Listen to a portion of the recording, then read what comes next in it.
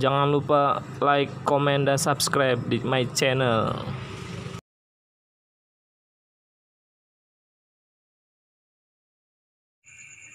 Assalamualaikum sedulur. Sekarang kita mau ngebahas tentang pengalaman dan kesan kita ke Gunung Sunda. Dan kita bersama teman saya yang kemarin itu naik bersama ke puncak Gunung Sunda. Oke, kita kenalin saudara Iwan.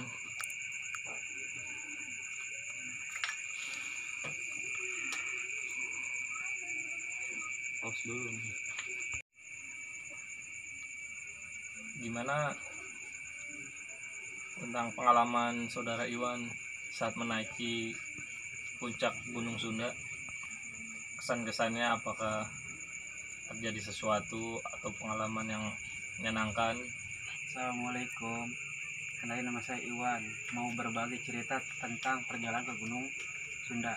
Sedikit banyaknya ada kesan-kesan yang aura mistis dan menakjubkan ada di sana, terutama tentang alamnya.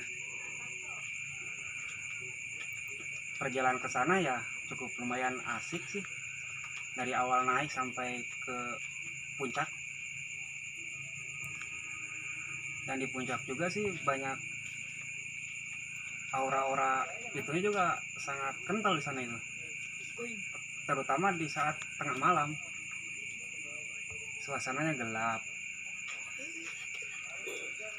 dan kelihatannya sih waktu perjalanan juga. Waktu perjalanan itu melihat seekor harimau lah kayaknya, waktu di pertigaan. Di sana juga sih banyak sih pohon-pohon yang gede-gede, itu ngeri lah pokoknya, serem. Apalagi saat sendiri pas mau maghrib, wah suasananya seru banget. Itu yang lagi pas ngelihat ada harimaunya itu, kira-kira teman-teman yang lain melihat juga apa cuman saudara Iwan doang yang melihat gitu?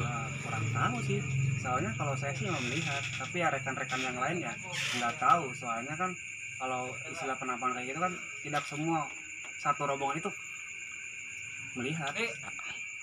Ya pas saya berhenti di pohon gede itu kan, sebentar nunggu anak-anak itu kan, rekan lah istilahnya. Di sana ya mulai agak serem juga. Ke anak-anak itu nyampe, saya melanjutkan perjalanan ke atas lagi kan. Ya nggak jauh dari pohon itu, menjelang beberapa menit lah, saya melihat ada bunga merah itu di bawah itu, bunga yang nggak ada daunnya itu. Yang jadi saya heran, berangkat di sebelah kanan, waktu turun juga di sebelah kanan itu bunga. Saya melanjutkan naik lagi kan.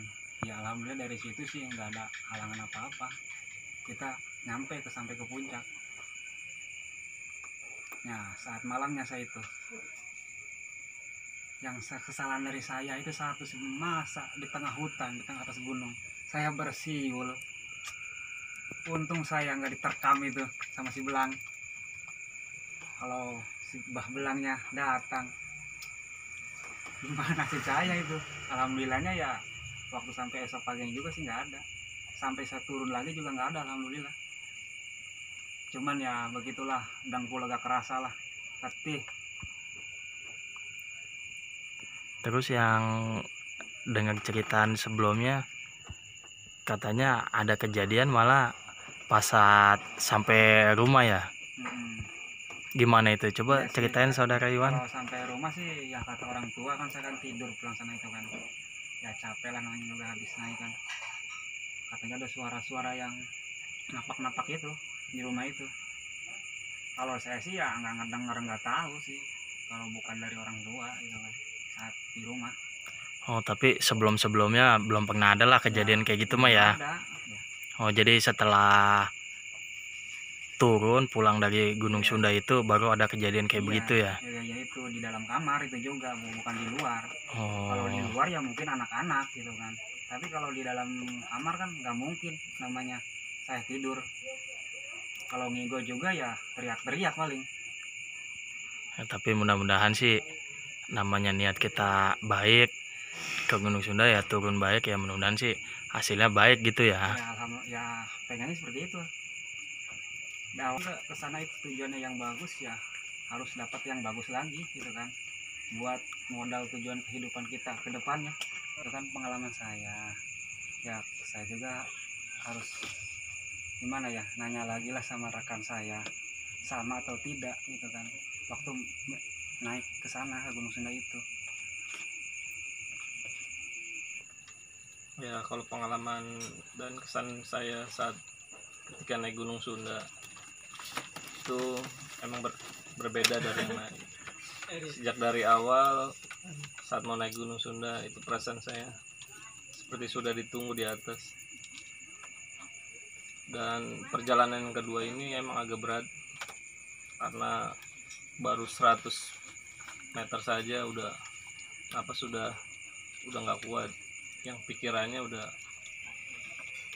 ya mungkin itu ujian untuk saya. Dan berkat support dari teman-teman ya akhirnya kita bisa melanjutkan perjalanan lagi. Ketika melanjutkan perjalanan itu telah sampai di pertigaan, itu kita sempat berhenti. Situ kita bingung, itu kita harus ke kiri atau ke kanan. Dan kita semua itu pada diam. Dan kalau menurut saya, pendapat saya, itu nggak lama ada batin yang adalah seorang kayak saya melihat itu nunjukin jalan ke kanan. Akhirnya kita juga melanjutkan ke kanan, kita jalan terus. Memang udah udah ridhonya, akhirnya kita sampai juga di puncak. Dan situlah suasana kita jadi kesan-kesannya jadi senang, apalagi udah pas mandi di pancuran tuh air dingin banget kan, jadi kita seger. Nah, inilah pengalaman kita saat menaiki Gunung Sunda. Dan poinnya untuk sedulur-sedulur yang ingin menaiki gunung atau tempat yang dikeramatkan, tolong jaga lisan dan perbuatan agar kita terhindar dari yang tidak diinginkan lah. Mungkin video next time kita bisa kita tanyakan oleh teman-teman kita yang nggak bisa hadir, Putra dan Tono, mungkin bisa membagi pengalamannya tentang menaiki Gunung Sunda. Dan jangan lupa subscribe dan komennya di channel kami Teo Sang Petualang. Sampai jumpa di next video berikutnya. Terima kasih.